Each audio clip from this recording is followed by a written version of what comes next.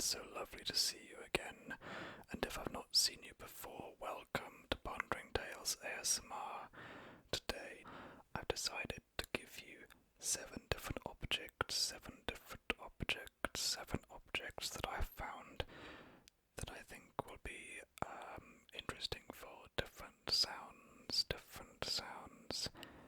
So what I'll do is I will give you tingling sounds with these 7 objects, and I'll give you a whispered explanation about them, explanation about them. So I do hope you enjoy it, and let me know in the comments, and please do subscribe if you haven't already, and let's get going. Ponderingtales. So first and foremost, which shall we start with? Which one shall we start with?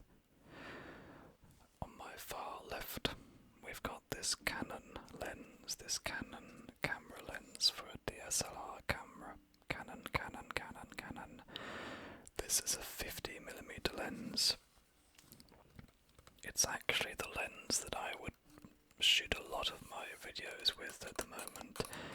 I bought it relatively recently, and after reading so much online and seeing so many great videos about how great a lens it is, I caved and got it, and it is marvellous. It's supposed to be sort of the closest to what we see with our human eyes, as opposed to any other eyes.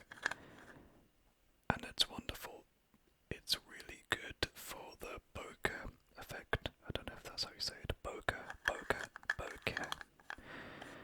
In that you get your subject in the foreground in lovely focus, and then your background is blurred. It really makes a photo look really fabulous with that distinction of subject and, well, other objects, subject and background. I was getting into grammatical things there. So yeah, Canon 50mm lens makes some nice sounds actually when you sort of take the cap off and you're focusing with the focusing ring. So it's a wonderful lens. Actually, the lens that I'm using to record this is the kit lens. The kit lens that comes with the Canon DSLR that I've got.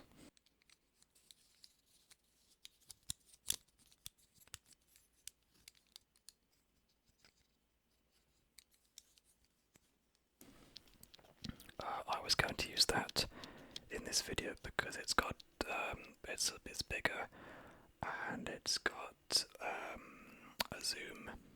I was going to play around with the zoom, but owing to the nature of this setup, it's a bit tricky to use the kit lens because it's a bit tricky to use the 50mm lens because what it tends to do is you've got to make yourself quite far away from the lens, further than you'd have to be with the lens I'm using for this video right now.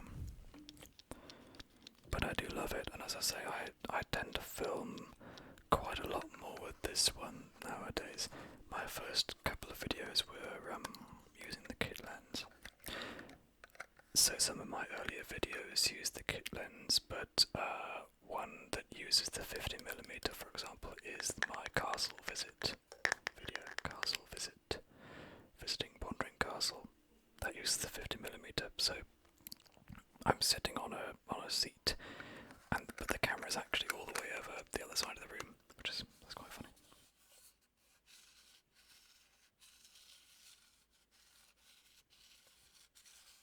Anyway, beautiful lens, highly recommend it. Not too expensive either.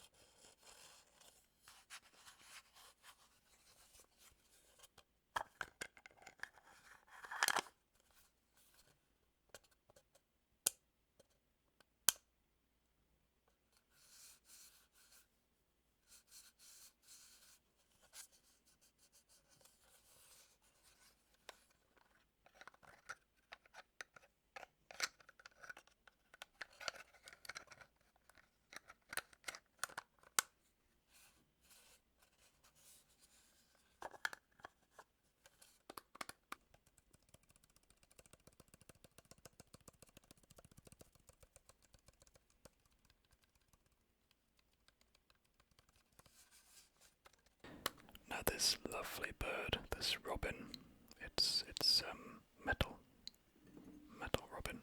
So this metal bird, this metal robin, is a little ornament that we have in the living room in the front.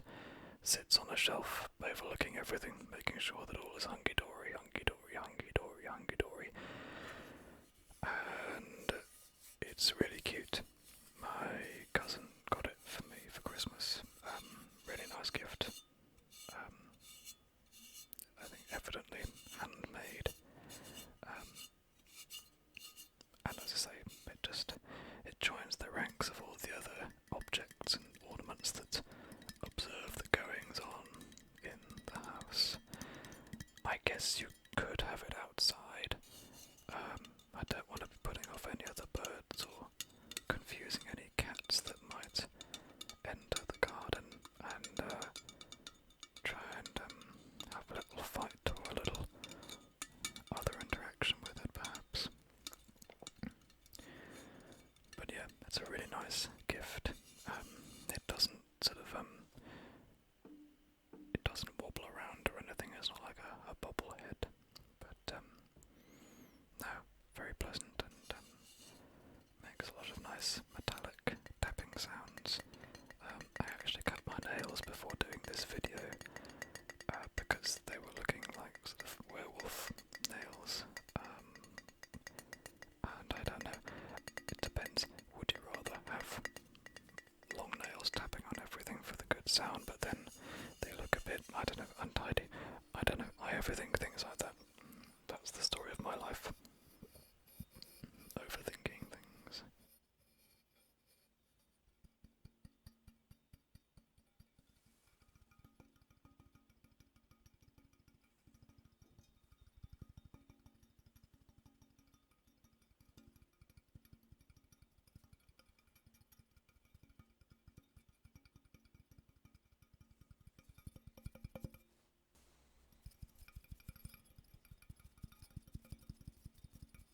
But yeah, marvellous gift. Just beautifully made, beautifully made.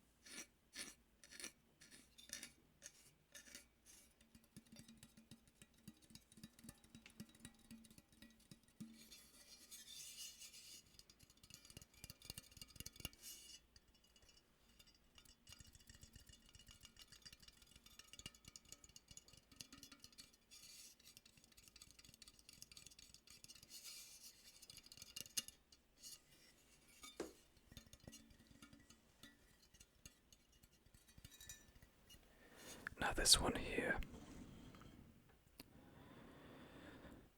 These chaps have a little fight, as you can see.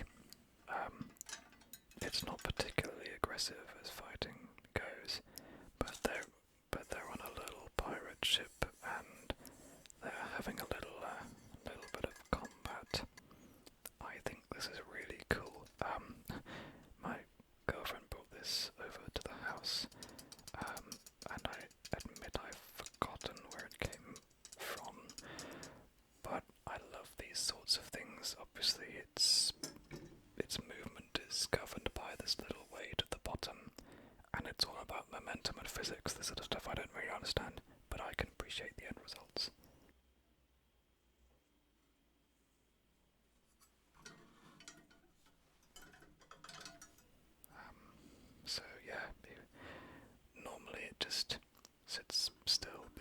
those metal balls. Again, I can't remember the name. It's, you know, a lot of metal balls on some strings, and you pull one of the ends up, and then it's they sort of do that. I don't have one of those. They would be great for ASMR. Or slightly annoying. It depends what you like about ticking sounds, or clinking or tapping. So you simply push it to one side and away they go. And you insert the Pirates of the Caribbean music.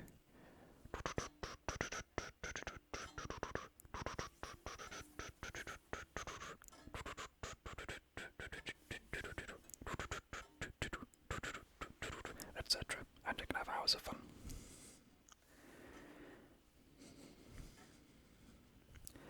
I tell you what would be quite scary. It's a bit like the Woman in Black. Imagine if this just suddenly set off on its own. That would be a little bit freaky. Little ghost pirates.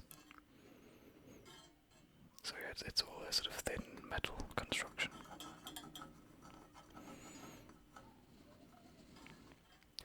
I am unaware of the plot of this particular fight, but we never know how it resolves because, well, we just never know. They will always go back and forth as long as we keep doing this.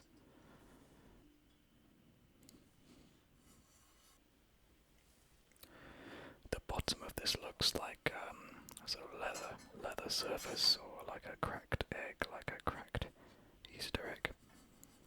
But it's very thin metal. I don't know my metals as well as I should, evidently.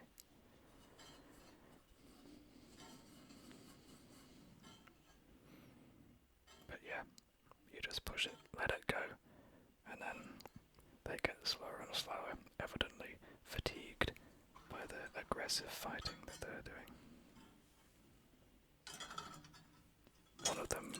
One of them seems to be a sort of Captain Hook type figure with the hooked hand. But this ain't Peter Pan, unless I grew up learning about a guy that was eye-patched.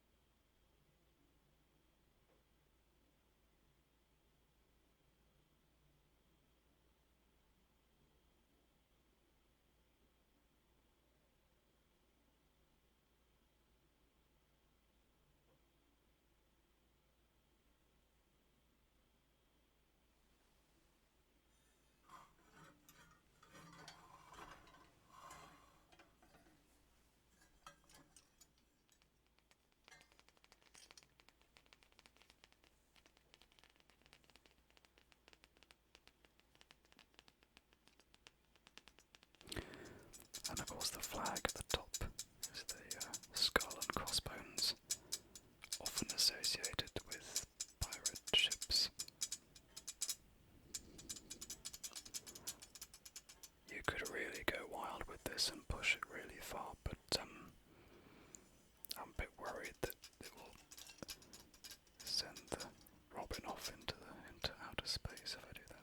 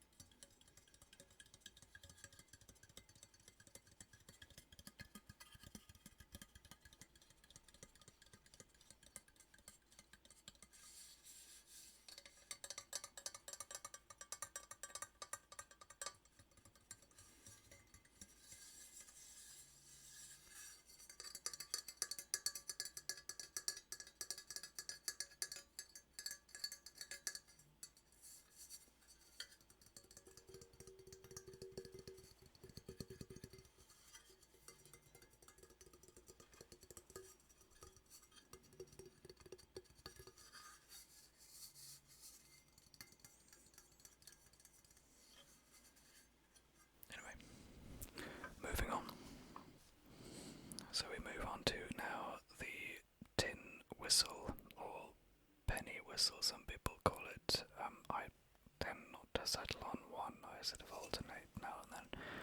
This is a metal tin whistle, and I got this for my birthday several years ago when I was really into folk music. I was in a folk band. Well, it was a folk/rock band. We did a lot of covers and a couple of original songs. I didn't play the tin whistle in the band, but I played the mandolin and the guitar and the violin, and I also sang a little bit. This is the sort of instrument that you hear in the soundtrack to things like Titanic. Obviously, Lord of the Rings, the main Shire theme is played on the tin whistle. Though interestingly, this is a bit of my musical geekiness coming out. It graduates to a flute in Return of the King towards the end, which I think is supposed to symbolise a maturity of sound, just like the journey has matured. The hobbits and the fellowship have grown. Well, the hobbits have grown. Not physically, obviously, but they've grown emotionally. But, and actually a bit of trivia, this makes an appearance in a forthcoming collaboration that I'm on. But I don't want to spoil by giving you further details, but it does appear. It's sort of similar to a recorder. This one is in the key of D. And you, depending on the air, the wind pressure that you produce, you can change the octave by adding more pressure when you blow.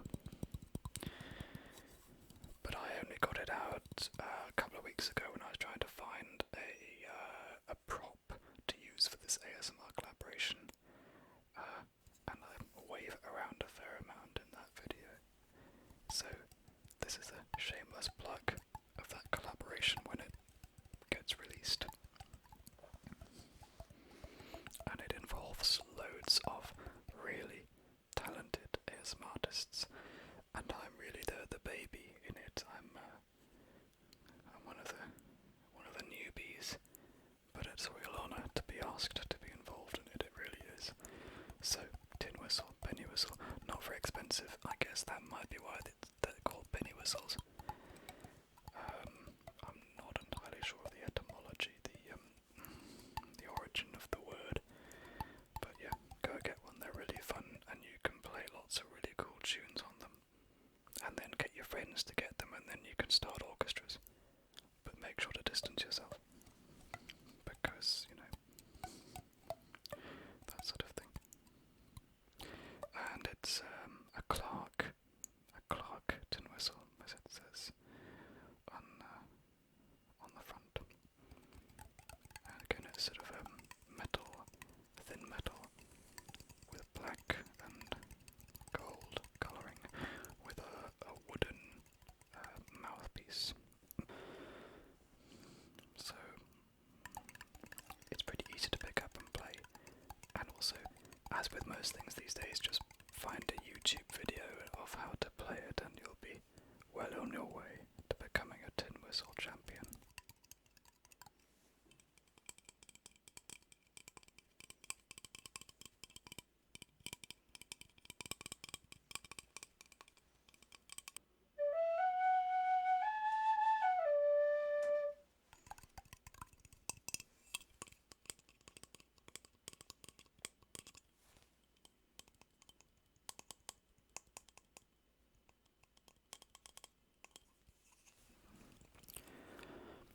So I only have two lenses for my camera, and they suffice for now. Lenses are actually pretty expensive, and I got this because I thought it would really improve the quality of the videos I was making, but also because they're so highly reviewed, and you can make some really cool effects with aperture and with focusing and things like that. I've been learning all sorts about it. You know, the sort of stuff that So, all those things that can completely change the appearance of your photos and your films. Anyway, great lens. So here we have technically got two objects because we've got a bowl and some potpourri.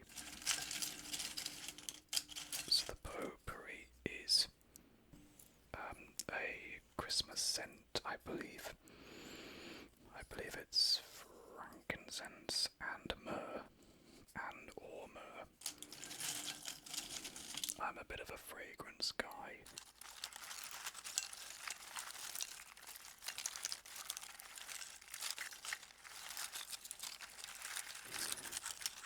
I normally have either reed diffusers or potpourri. I'm also a big fragrance guy in terms of times of year. When it gets to Christmas, I do love a real Christmas tree, but in some years of my life it's been difficult / impossible to get a real Christmas tree.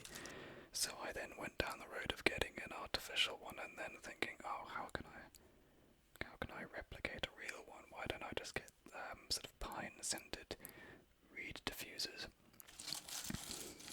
And actually, the reed diffusers I got for Christmas, that were pine scented, they last for ages. They really last a very long time. I mean, we're still about halfway through the liquid of the reed diffuser of the pine thing that I got in December, I think. But I do quite like potpourri.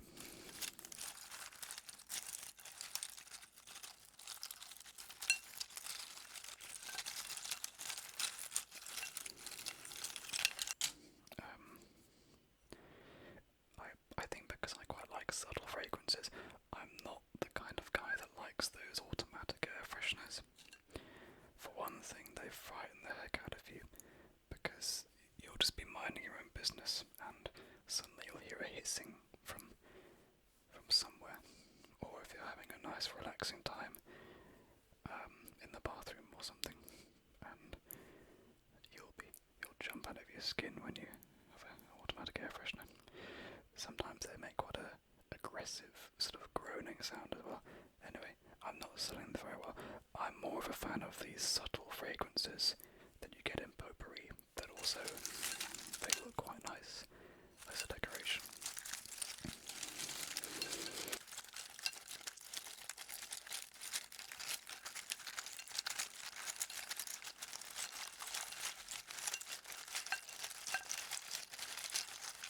And you can use them in all sorts of areas, you can spread them around the house. And yeah, so some potpourri can be a little overpowering, I believe. So yeah, one year I got frankincense and myrrh, and there was some refresher oil that you could add to it and shake it about, and it would refresh the fragrance. I'm a massive sucker for nostalgic fragrances. I'm also a massive user of the word nostalgic, and nostalgia, I use it in most of my videos, as well as the word fantastic. If you find that irritating, I do apologise. So, potpourri, potpourri, potpourri, potpourri, potpourri, potpourri, potpourri, frankincense and myrrh, frankincense and myrrh. Potpourri, potpourri, fragrance, frankincense and myrrh.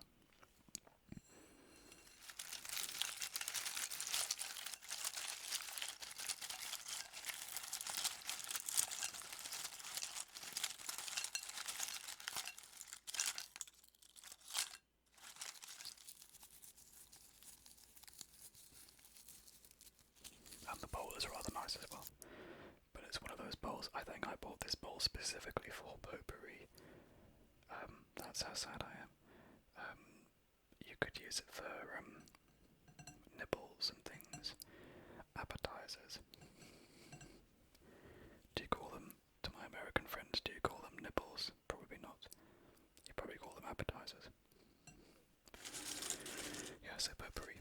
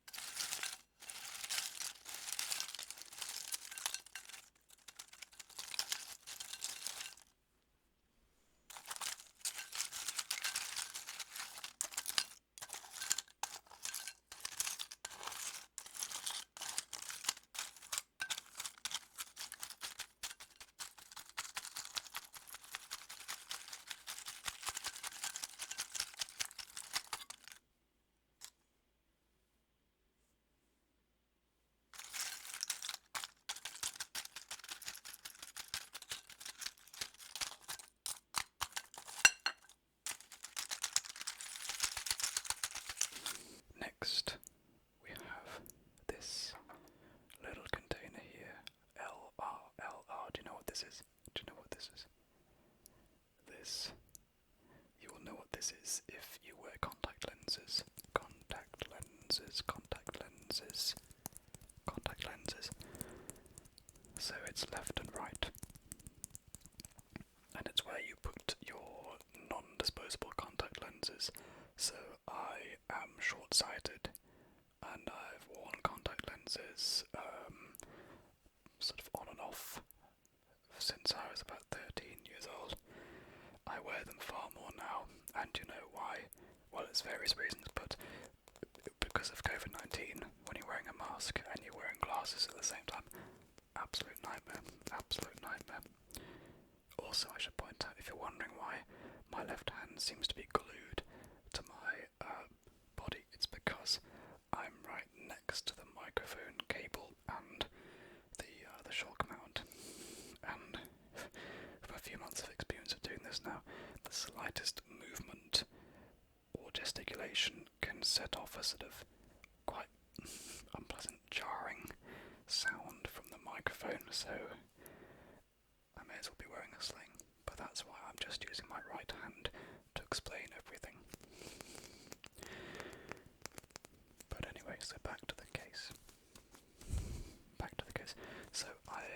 So when you wear glasses and a mask as a law-abiding citizen, you find, no matter how hard you try, that your glasses steam up. I think people have special masks now that mean that doesn't happen, but I think I just prefer to just have contact lenses and to be able to see what is going on. So yeah, I'm pretty short-sighted.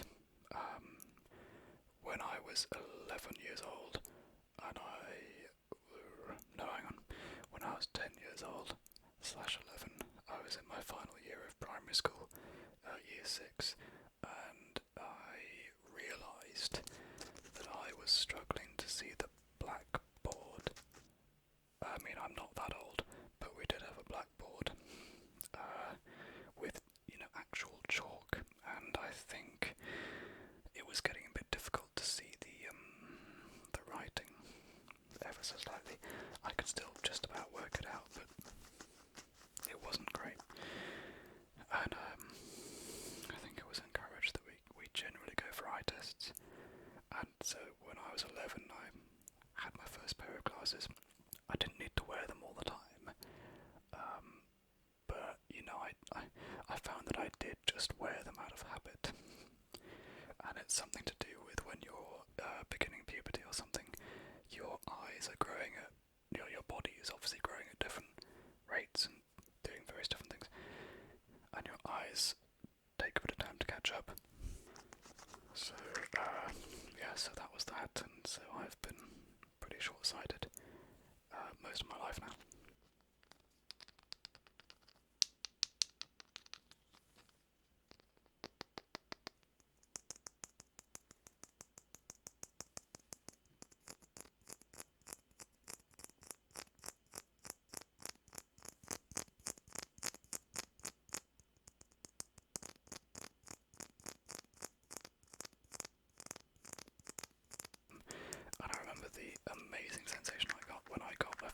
glasses, and it's like you're putting an HD filter over everything. Everything is suddenly in HD, and everything before that was in like 240p.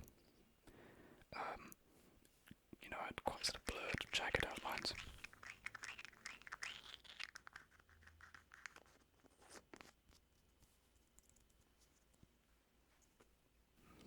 And so that was fascinating. But yeah, nowadays I wear lenses. Funnily enough, I'm wearing glasses right now, but you can't see them. Yeah, I wear contact lenses pretty regularly, and they go into this case. Left and right, I wear 2 weekly ones. You can get dailies that you just pop out at the end of the day, and people have monthly ones and people have fortnightly ones. I've got fortnightly ones. I think back in the day there was such a thing as like a permanent, like hard contact lens, but I'm not sure about that. So anyway, you stick your saline solution into the container, into each little compartment, and you just leave it overnight. You get some cases that there's a little knob that you twist and it sort of washes the lenses like that. But these came with my latest bottle of saline solution. So yeah, contact lenses, very useful for lots of things. If you play lots of contact sport, lots of things like that. However, if you travel, so I've been on tours and things, musical tours and singing tours, the danger if you wear lenses is if you fall asleep, it's an absolute nightmare because, well, I won't go into details, but you shouldn't fall asleep wearing your lenses. Also, I found that if you fall asleep wearing your glasses and you're leaning on the window of a coach, they all bend. I found that out the hard way. So yeah, contact lens case, blue for left, white for right, white for right. Gosh, maybe that's why there's white for right. White for right, white for right, white for right. So yeah, contact lenses.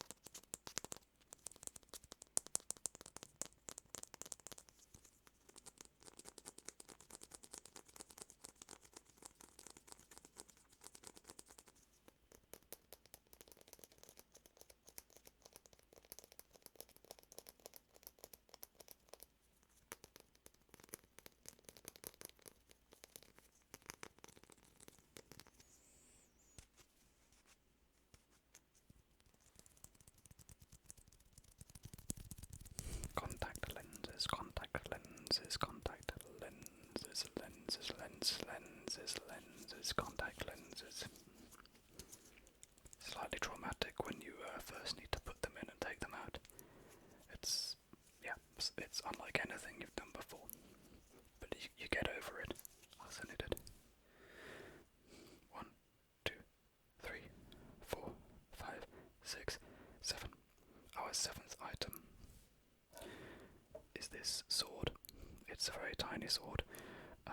Some of you will know it as Glamdring from Lord of the Rings. Glamdring from Lord of the Rings. This is Gandalf's sword. Gandalf's sword.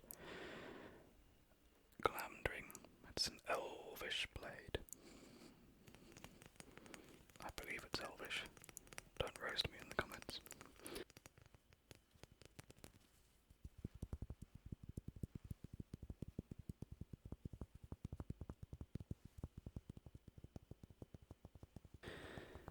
And you're probably wondering, why on earth, Pete, have you got a really tiny sword? You're expecting to go on a little war with these pirates, or something like that. Take your tin whistle and you can use it as like a battle horn. It's actually not that at all. This is a letter opener, and it was purchased by my girlfriend when she lived in York. There's a really cool shop, I believe in Stonegate. There's like an armory that sells actual swords, well, replicas. Suits of armor. Great for your collection and your cosplaying and your LARPing, your live action roleplay stuff. But yeah, this is a letter opener, and it's actually quite sharp. You don't want to mess around with this. So it's great for opening your packages that are sellotaped with multiple layers of tape. But it's also very nicely made. It's really pretty accurate. Makes me wonder that, well, presumably there must be other versions of these. In fact, I think it's in The Hobbit, where Balin says to Bilbo when he receives, well, when Sting is examined, Balin says to Bilbo that it's more like a letter opener. Ironically, we're using Gandalf's sword to open letters. We do open letters normally as well. It's just sometimes useful to have this by the door to open up the packages with the ludicrous packaging. Secure but ludicrous. So yeah, it's from a lovely shop, and it's a very nice sword. I, of course, am a big fan of Aragorn in Lord of the Rings, and certainly when I was younger I wanted his sword, Anduril, the reforged from the shards of Narsil. Anyway, I'm getting into too much Lord of the Rings here, and that's not what you came for. If it is what you came for, perhaps I'll make some Lord of the Rings videos. Yeah, Lord of the Rings videos. So yes, Glamdring, Gandalf's sword. Gandalf's sword. Should really glow blue when orcs are close, but I'm not sure there's much evidence of that in the films.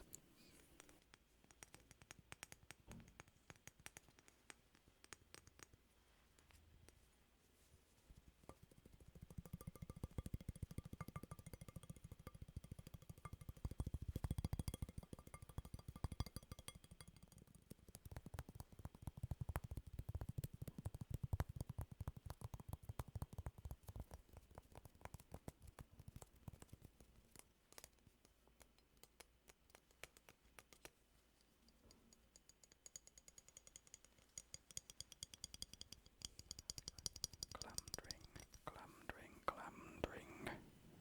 Letter opener, letter opener, letter opener, letter opener, letter opener, letter opener, letter opener, letter opener, letter opener, letter opener, letter opener. Glamdring.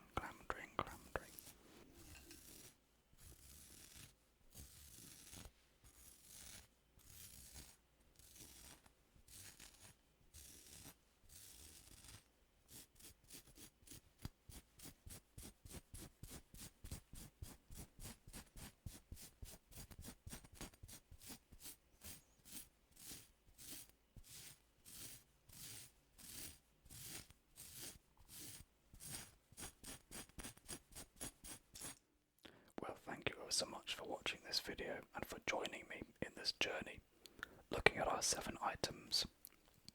I do hope that you enjoyed it. Please leave me a comment if you enjoyed it, and do like, and please do subscribe if you haven't already. It would be great to see you again, and let me know your thoughts as usual. Thank you again for joining me. I will see you very, very, very soon. You have a pleasant time in whatever it is you're doing, hopefully falling asleep.